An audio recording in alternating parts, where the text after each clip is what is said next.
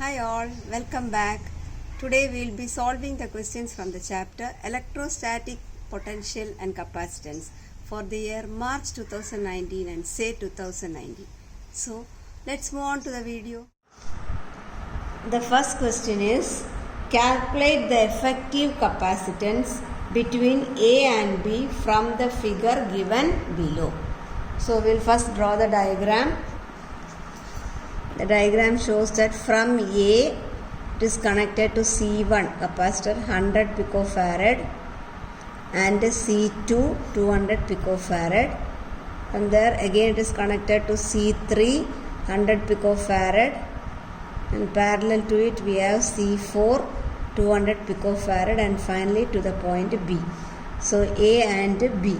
In between A and B the capacitance are connected like this. We are asked to find out what is the effective capacitance between A and B. So first of all, before doing the problem, we have to analyze it. So from the figure, it is very clear that C1 and C2 are in parallel. So when the capacitance are in parallel, we just add up. So we get the capacitance C1 and C2. C12 is equal to 100 plus 200. So 300 picofarad. Similarly, if you see the capacitance C3 and C4, they are again in parallel, one below the other. And therefore, we can find the effective by just adding it. C34 is equal to 100 plus 200, which is equal to 300 picofarad. Now, if you want, we can redraw the diagram. We can once again redraw the diagram as capacitance C12 and C34. That is what we have found it just before earlier, and this will become the point A and this will become the point B. This is C12 and this is C34. Now it's clear that in between A and B, these two capacitors are in series. So, if the capacitors are connected in series, the effective capacitance is given by the formula 1 by C effective is equal to 1 by C12 plus 1 by C34. So, substituting the value, we get 1 by C effective is equal to 2 by 300, or C effective, take the reciprocal, we get 300 by 2, which is equal to 150 picofarad, or you can just write as 150 into 10 power minus 12 farad. Pico means 10 power minus 12. So got the answer. The second question is the equipotential surface through a point is normal to the electric field at that point. A question is, what is meant by equipotential surface? Definition lies in the question itself. Equipotential surface. That means the surface where the potential is going to be same at all point on the surface. Surface where the potential remains same at all point on the surface is called equipotential surface. B part of the question is, what is the work done to move a charge on a equipotential surface?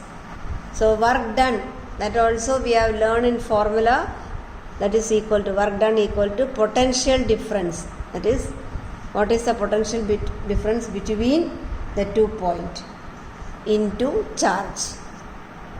We just gave the definition of equipotential surface. That is a surface where the potential is going to be same at all points. So if the potential is same at 2 points, then the potential difference will be equal to 0 into the charge which we are moving. So 0 into Q, work done is equal to 0. This means that no work is done in moving a charge from one point to the other on a equipotential surface. Got it? This question always asked, so remember that. C part of the question is draw the equipotential surface for a uniform electric field. Uniform electric field we always represent as parallel lines.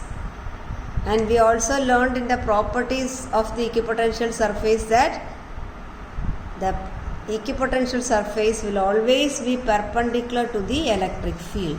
So in that case, the parallel electric field is represented by parallel lines, and so the equipotential surface will be perpendicular to it, and therefore this is the plane drawn here. These two planes are going to be the equipotential surface for a uniform electric field. Got it? The second question is, figure shows the charge Q versus V, that is potential. Graph for two combination of the capacitors. Identify the graph representing the parallel combination. Answer to this question is graph A. So you should also know the reason why we say the answer is graph A. So when you observe this graph, first of all you can say that the graph A is steeper. So when you take the slope is nothing but tan theta. Tan theta is opposite by adjacent. That is, we get opposite is Q by V. Q by V is C. So we say that the slope of the graph A is steeper. Value of C is greater.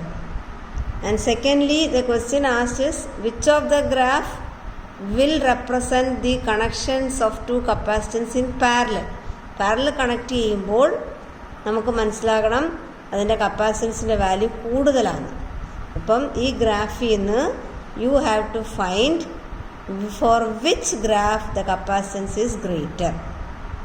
In the next way, you can also explain that when you take the slope for both graph A and graph B, V is common in both slope.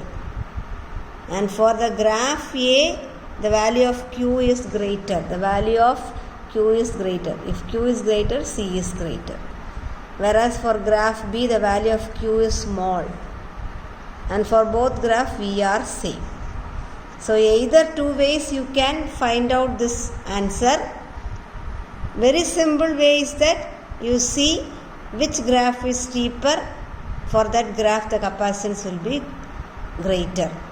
Second way, from the value of slope. Did you get it? The graph is steeper for A. The second part of this question is, write the expression for the effective capacitance of two capacitors connected in parallel. The answer is C effective equal to C1 plus C2. This we have already learned before also. Hope you all liked it. We'll see you in the next video. Thank you.